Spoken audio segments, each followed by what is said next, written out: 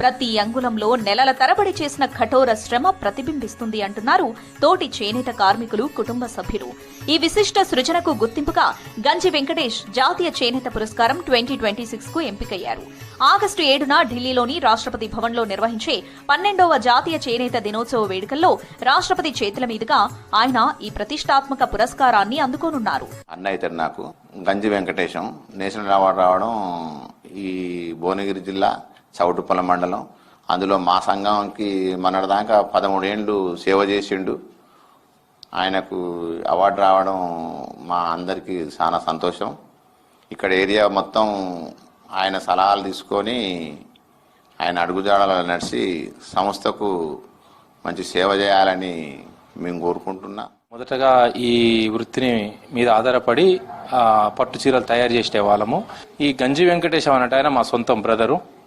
మా కుటుంబంలో 7 సభ్యులము. మా అన్ననే కానీ మేమే కానీ 10వ తరగతి చదవంగానే అంతవరకు ఆపేసి ఒక కళాకారుడు ఏ విధమైన ఎంతవరకు కృషి చేయాలనో అంతవరకు ఈ దీని మీద అనుభవే కానీ కష్టపడి ఈ ఇంత నైపుణ్యం సంపాదించడము. ఆ నైపుణ్య ఫలితమే ఇప్పుడు ఈ విజయం రావడము, నేషనల్ అవార్డు రావడము. ఇది రావడం మాకే కానీ, మా కుటుంబానికే కానీ, మా ఊరికే కానీ గర్వకారణము. ఇది రావడం చాలా సంతోషంగా ఉన్నది.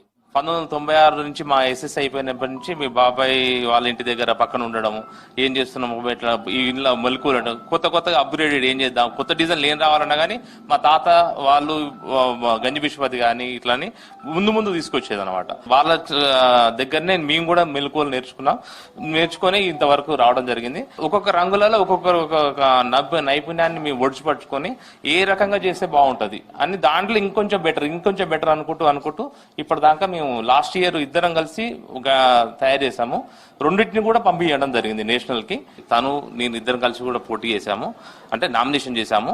దానికి బాబాయ్కి ఫస్ట్ రావడం, అందులో మా చౌటుప్పలకు ఈ అవార్డు రావడం అనేది మాకు చాలా ఆనందాన్ని ఇచ్చింది. మగ్గ మీద అల్లిన ప్రతి పోగులో సంప్రదాయాన్ని, ప్రతి రంగులో తెలంగాణ ఆత్మను, ప్రతి డిజైన్ లో ప్రకృతి సోయగాలను నింపిన గంజి వెంకటేష్ కు దక్కిన జాతీయ చేనేత పురస్కారం ఒక వ్యక్తి విజయమే కాదు, తెలంగాణ చేనేత వైభవానికి దేశమిచ్చిన అత్యున్నత ప్రశంస.